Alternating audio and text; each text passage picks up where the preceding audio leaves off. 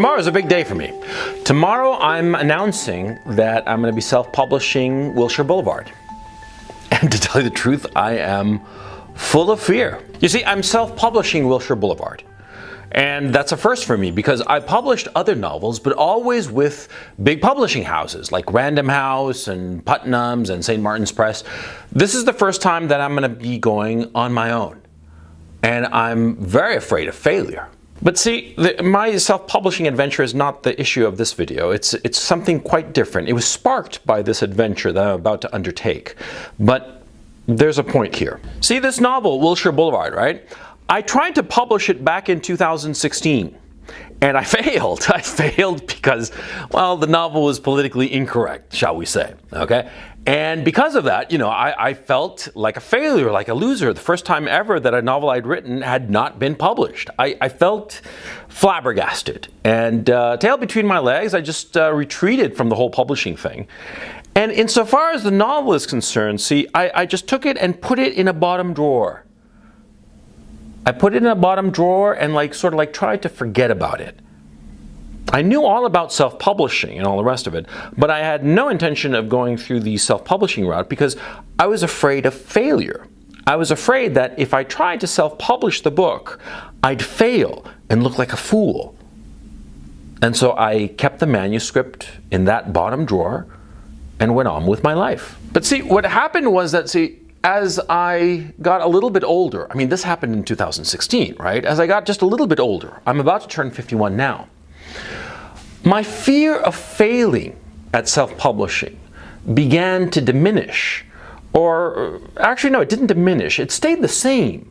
But what increased was my fear of regret. Regret is one of the most awful feelings that you can ever have. That feeling that you had an opportunity, and instead of marshaling your courage and grabbing that opportunity, grabbing it with both hands, you let it just slip away through your fingers. How many times have you been at some party and there's some girl and she's gorgeous? She's gorgeous and she's standing all alone there. Nobody's talking to her. And you're there holding your drink, and all you have to do is walk, 2-3 yards to her and just say, "Hi, how you doing?" That's all you need to do. But instead of doing that, what do? You stand there. You stand there and don't approach her. You stand there with your drink, your head bobbing to the music, and every so often looking at her, glancing at her, surreptitiously, drinking your drink, and did she notice me? She's so hot. Oh, I could go up to there. Ah! How many times has that happened to you? How many times were you waking up the morning after and saying, "Why didn't I talk to that girl?" Or "Why didn't I take a chance and start that business?" See, the regrets that you have are missed opportunities. It's a missed opportunity, and regret is that feeling that you know that opportunity, that particular opportunity, well, it'll never come your way again. And it's very different from the fear of failure, Because when you fail at something, it feels shitty, of course, but you feel no regret. Of course not. You don't feel any regret because you tried. You tried and failed. There was that girl at the party and she was really hot. You went up to her and you said, "How you doing?" in your sexiest voice, and she just looked at you with contempt and walked away. Well, of course, do you feel good about that? No, of course not. You feel shitty about it. But you don't feel regret. You went and grabbed that opportunity. You went up to the girl and tried to talk to her and she blew you off. You feel awful, but you know that you tried. Regret is far worse than failure. Because see, with regret, you're always going to be wondering, could I have succeeded? Would she have given me her number? Would she have maybe gone home with me that very night? You'll never know. See? Because it could be that if you'd gone up to her, she would have blown you off. Or it could be that if you'd gone up to her, you would have discovered the love of your life. And you'll never know which it was. That is the awfulness of regret. Because with failure, well, you know what happened. You failed. Big fucking deal. You're going to fail plenty of times. I've failed plenty of times. I mean, so many times I can't even count in my head how many times I've failed, right? But regrets, thank God, thank everything holy and good in this world, I have so few regrets. You know which one is the biggest regret I ever had? A girl named Macarena. Like the song. She was gorgeous. She had like long, curly brown hair. I mean, like in these little like spiral curls, natural, right? And she had these blue eyes. I mean, they were so blue. I mean, it was just like the color of the sky, right? And she had like skin that was just so silky smooth, and she had just an incredible body, and she was like right my height, you know, she's like 5'8" or so, you know, just like not quite model height, but just, oh, she's just perfect. She was so gorgeous. She was this girl in high school, yeah, my senior year. This is like 85, yeah, 1985, right? She was smoking hot. I mean, she was so gorgeous, right? And I pined after her every day, and she'd pass me by in the halls, and, you know, I'd be like, oh, what's that incredible smell? Ah! It was the smell of my desperation and stupidity. Because here I am, 34 fucking years later, and I still regret that I didn't talk to her. Not once, the whole fucking year. And I didn't once talk to her. I pined after her every fucking day of my senior year. And not once did I work up the nerve to talk to her. Now I want to kill myself, of course, you know, because who knows what could have happened. More likely than not, I might have dated her and it would have fizzled out. That's the most likely scenario. But see, I'll never know. The regret of not having dated Macarena is still with me 35 fucking years later. And see, it's because of a function of age. Because see, when you're young, right, you allow your fear of failure to dominate you because you feel that you have your whole life ahead of you. You're in your early 20s, say, right? And you meet some girl and you succumb to your fear of failure with her and don't go up to her, right?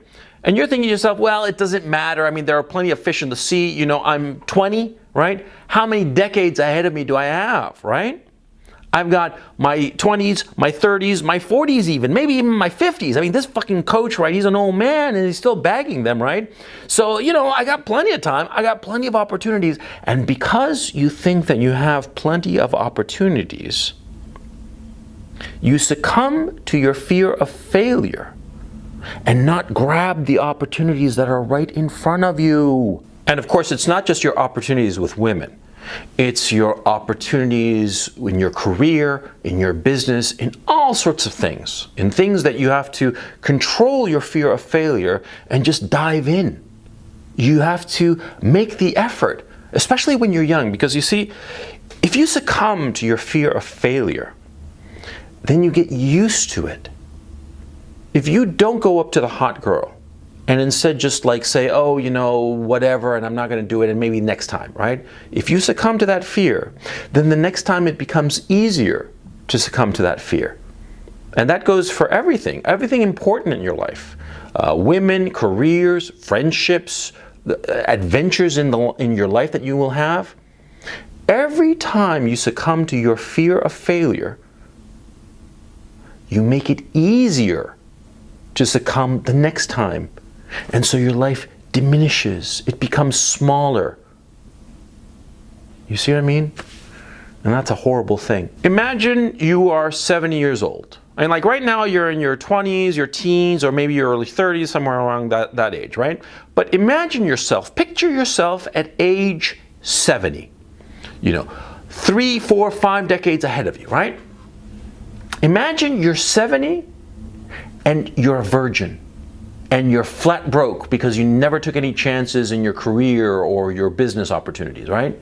You always succumb to your fear of failure. What kind of a life do you think you're going to be having? Huh? You're a 70-year-old virgin who's broke, living on the charity of strangers. Maybe the state is sending you some shekels, right, to pay for the heat or whatever, right? You're eating cat food because that's all you can afford. What kind of a life is that, huh? Is that the life you want? Do you want to be a 70-year-old virgin who has nothing to his name except regrets? Is that the life you really want? See, I was very afraid of self-publishing Wilshire Boulevard. But what happened as the manuscript just sat there in my bottom drawer, the regret started to grow more and more in my heart. I started thinking to myself, what am I doing? I'm just going to allow this manuscript, this book, which I think is very good, I'm just going to leave it there. I'm so afraid of failing. I'm so afraid of diving into the pool of self-publishing that I can't stand failure. Is that it? Am I that big of a loser?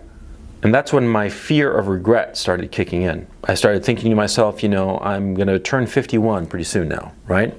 And what happens if I drop dead of a heart attack, next year or whatever the fuck, right? What happens if I get run over by a truck? What happens if I just grow old and leave the manuscript there in my bottom drawer and never try to do anything with it? And the more I thought about it, the more regretful I became. And the more I thought, it's stupid. Because what's the worst that can happen? I fail.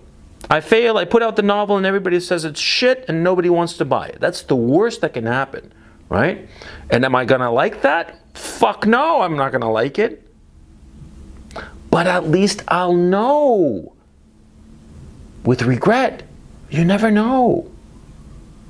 And that's something I couldn't live with, and that's why I'm diving into the pool. And whatever it is that you're afraid of failing in, do it. Do it. Trust me. It's not that I'm smarter. How many times do I have to tell you guys? It's not that I am smarter than you. I've lived longer. And that's why I know more. And I'll tell you right now that failure, bad as it is like nothing compared to regret. It's the reason that 35 years later, I'm still regretting that I didn't talk to a girl called Macarena.